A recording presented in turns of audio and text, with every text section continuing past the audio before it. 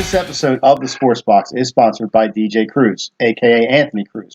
For all your DJ and event planning needs, call Anthony at 609-513-6395 and mention you saw him on the Sports Box. Well, hello again and welcome to the Sports Box. And just like the prom queen, everybody wants some. Everywhere you go, we are the Sports Box. That's right. I am Mike Galetta, a.k.a. Handsome Mike, along with my partner, Brian, the Ranger at Heart. Brian, how are you today? I'm good. That was you. You know, I just keep me on my toes. I gotta tell you. Thinking, I'm just because the one-timers going. It's beautiful. There we go. I gotta get that. See, that's expected. That's beautiful. That's a beautiful day when I start throwing stuff. My medication's wearing off, so I'm good. Just remember, besides the medication that you can get everywhere, the Sports Box you can get everywhere too. Absolutely. We are all over social media. We are on both Twitter and Facebook at Sports Box Show. Want to appreciate those who have been liking us on, following us on Twitter, liking us on Facebook. Please continue to do that. And of course, the subscribers, can't thank you enough for that. Towards the end of the show, you'll see the Sports Box logo right here. Yep. As Mike's kids tell you what to do with it. It's just subscribe to the Sports Box. You'll probably hear from them later. So yeah, they're always a guest on the show. Yep. But if you haven't subscribed yet, go ahead and do so. We definitely appreciate it. We're going to have a lot of great content for you upcoming. But thank you for those who have subscribed. We're at an all-time high in subscribers. Thank you very much for that. Absolutely. So let's get right to it. Today we are going to talk about our Super Bowl series, about breaking down positions. We're going to talk about wide receivers today and a little bit of the tight end. So, Brian, let's get to it. Let's talk about the New England Patriots first in wide receiver-wise. You just throw some stats at you at the beginning. Julian Edelman, always a great play. I wouldn't say he's a playmaker, but he's a great guy, catches everything thrown to him. 1,106 yards, only 3 touchdowns of the year. I think he was plagued with injuries during the course of the year, but still in the playoffs right now, 255 yards, 1 touchdown. Then you go to the tight end for New England, who's done a marvelous job with Gronk being out this year. Martellus Bennett, 701 yards and 7 touchdowns this year. So they've really, like New England usually does, used the tight end to the format, and it's getting them done. Chris Hogan, what do you say about, here's a guy, Chris Hogan, from the Delaware Valley area, from Buffalo, blew up last week to a tune of 300, in 2 games, 309 yards, 2 touchdowns. For the year, 680 yards, 4 touchdowns. Let's stop right there and just talk about the Patriots to begin with. They get it done with receivers who aren't really household names. No, I think it speaks a lot to the quarterback and the coaching because, these are guys who have been, cast out from other parts of the league. Again, Martellus Bennett at the tight end, former Cowboy, former Bear. I think he's a former Giant, if I'm not mistaken. I think he is, and, too. He's been around, and, he finds a spot in New England. Obviously, the loss of Rob Gronkowski, while it would cripple most other teams, they haven't skipped a beat in New England, and then that's just reload. Ton of credit. So Bennett having a nice year, but you talk about Chris Hogan. And off topic, why New England Patriots fans does your team not play Hulk Hogan's theme song "Real American" when Chris Hogan does something good? It's a perfect fit. You're the damn New England Patriots. You guys have been talking about this for a while now. Come on now. We were having a discussion on Twitter about this. It would be nice, but I think it would make some sense. But I guess Chris Hogan just having. He had 4 touchdowns this year, almost 700 yards, and they spread the ball around. And I think that's one of the things that New England does extremely well is they're not going to let you take a part out of their game. They're going to take what you give them defensively, and they spread the ball around. Edelman almost had 100 catches this year. Kudos to him. But it's a team that you can't really focus on one guy because they have 2 or 3 more that'll beat you, mm-hmm. and that again is a statement of how good the coaching is, and of course the quarterback. And another big threat they have is James White out of the backfield. Yeah. The guy catches a lot of passes. You're talking about in the season 551 yards, 5 touchdowns. I mean, this guy is versatile besides running the ball. You got Malcolm Mitchell. You didn't see much of him in the playoffs, but he's there, 401 yards, 4 touchdowns. Danny Amendola. A couple years ago, he was the man. He was doing this and that. Kind of slowed down a little bit, but still a threat. 4 touchdowns, 243 yards. Michael Floyd, coming over from the Cardinals, 42 yards and 1 touchdown. Not a big weapon at all. But then you go to the Atlanta side, and obviously first and foremost, you talk about Julio Jones.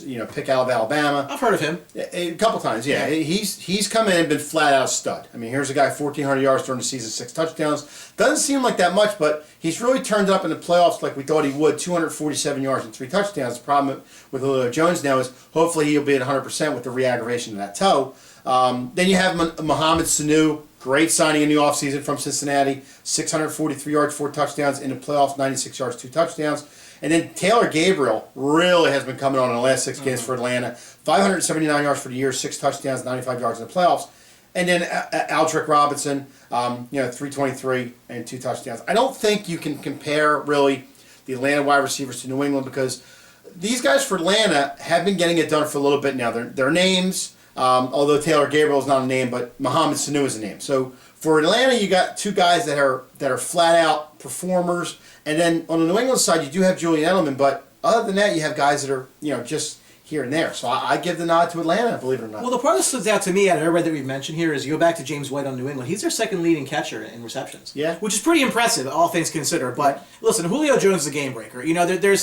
There's always, they always say, hey, you need number one. He is the embodiment of a number one receiver, and there aren't that many guys in the league that are really in his class. You talk about the Antonio Browns, the Des Bryants, the AJ Greens, and I'm sure there's other guys I'm forgetting. Nothing personal against those guys, but these are the elite of the elite. And Julio, in games he's played, averaging 100 yards a game. Ended up with 6 touchdowns this year. He's just, and not even that, 64 first downs, catches for first downs. I mean, he's a guy that they rely on to pretty much do everything. And if you look back at some of this, we had speculated throughout the playoffs that, especially in the Seattle game, that Atlanta ended up winning. We figured that if Seattle tried to take Julio out of the game, that was their best course of action. But again, with the emergence of Sanu and really the emergence of Taylor Gabriel, who nobody really thought, I think, was going to do what he's doing so far this year, they're giving Matt Ryan options. And when you pair that up with an excellent running game, that's what makes that offense, I think, so dangerous. Because you can have stud wide receivers, but if there's nothing around them, nothing that a defense has to really, watch for or worry about, the number one's limited in what he can do. But Julio Jones, in a rarefied air in the league right now, and I'm sure Matt Ryan loves having a guy like him to throw the ball to. The good thing about Atlanta is, too, besides Julio Jones moving around the field, you got Mohammad Sanu, you can move around a little bit. Taylor Gabriel and Robinson have been coming out of the slot lately, and they've been doing phenomenal because you have guys, if you watched the game last week, guys crisscrossing across the field all day long. You have guys running posts, you have guys crisscrossing. That, like he said, gives Matt Ryan options, and that's why Matt Ryan's having a phenomenal year, because he's recognizing the guys open across the field. More guys open, are more targets. And we talk about the tight end for Atlanta. Unfortunately, Tammy's out for the year. But then Tulolo has been good as well. 262 yards, 2 touchdowns during the year. You might not see a lot of him in the playoffs, but he is that safety valve if you need somebody to get the ball to, another weapon. Then you got Justin Hardy a little bit, Tevin Coleman. Not too much they throw to him, but you see both components of it. Atlanta is just multi-talented. I mean, they're not a one-dimensional team anymore. With the running attack we talked about, and the other one, and the wide receivers, like I said, I mean, New England does have receivers that Tom Brady gets to, but like we said before, I think it speaks more of what Tom Brady can get to them and Belichick coaching. I got to give, like I said, this matchup to Atlanta. Well, for years, I think sometimes those receiving stats for New England have been padded by they use a lot of the short passes, almost like Amendola. Very much so. Yep. They don't really run. I mean, obviously with the Garrett Blunt, they run the ball, but they use that short pass quite a bit. And I think what's helped Julio a lot this year is because, it's kind of what Sanu was dealing with in Cincinnati, the opposite of AJ Green, is it helps, it helps to have some spread out a little bit of that defense. They can't focus on just one guy, and then guys can get open. If you're asking me who has the better receivers, I'm definitely going to take Atlanta for the simple facet that they have Julio Jones. Again, if you believe he's one of the top 5, I think he's one of the top 3. That's a guy who could break any game open. So from a pure talent standpoint, I'm giving this to Atlanta all day long. But I will say that, again, as a nod to terrific Tom, they really do get so much out of guys that cannot seem to get it done anywhere else. It's such a credit to Bill Belichick and Tom Brady, and I think that they do really well with what they have. If you look at the last 3 or 4 years with wide receivers, there are probably not a lot of receivers that you can get on this team that's been there for 3 or 4 years. He just spreads it out with all different kinds of pizza, and that's what's scary about Tom Brady is you give him crap and he's going to turn it into good players. I mean, that's what's scary about this game. I will give the nod myself to Atlanta.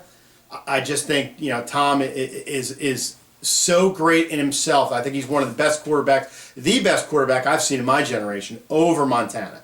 But that's a whole different conversation. But like I said, I'm giving it to Atlanta. What do you think? I think Atlanta's got the better receiving set here, and I think that they're going to need it. I think that and we're going to talk about this in our look at their defense. But they're a team that, again, they will have to air it out by force, not necessarily by desire. So. For sure. I mean, both teams have a stud receiver, but I think it's more towards Atlanta, like Brian said. With Julio Jones, to double team him or to try to cover him more, it leaves Mohammad Sanu open just as good as a receiver, or not as good, but just as solid as a receiver. Then you get a New England side, you cover Edelman. I mean, now that Chris Hogan has broken out a little bit, I mean, if you can get him downfield, get him open a little bit. Well, to Brady's credit, again, they're in the Super Bowl and they're missing Rob Gronkowski. Yeah. I mean, it is an accomplishment, but New England tends to throw the ball between the hash marks. A lot of teams go to the outside. They're still not afraid to go deep with guys. They're not. No. They take their shots when you give it to them. It's a fascinating matchup all around. I mean, these are two obviously the more talented offenses in the NFL. If you look at how they finished this year in rankings, again, the Falcons were second ranked overall, third in passing. New England fourth in offense, fourth in passing. So obviously, with rankings like that, you have talented guys catching the ball. Definitely not a shortage of that in this game for sure. So again, I keep saying it. I think it's going to be a real good game. It's going to be good matchups.